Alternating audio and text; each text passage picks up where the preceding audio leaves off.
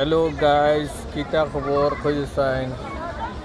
আর ইকান হইছে গিয়া মক্কা উমরা করতে যাইবার টাইমে অনো মসজিদুল মিকাত আওয়া লাগে আগে আইয়া অনো নাইয়া হইয়া এরাম বান্দিয়া অন্তনি যাওয়া লাগে উমরা যত বারাতনে আইবা অনো যাওয়া লাগে গিয়া অন্তনি নাইয়া হইয়া বাদে মিকাত যাইয়া।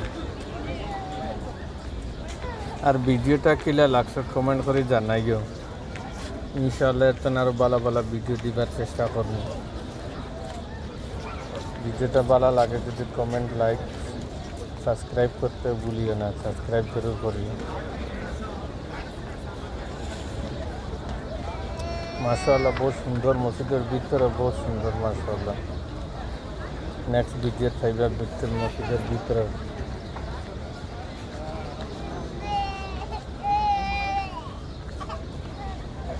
ওখানে অন্তনি ডাইরেক্ট মক্কা আমরা যাই, মক্কা গিয়ে উমরা করবো, সেটা অন্তে কমপ্লিট।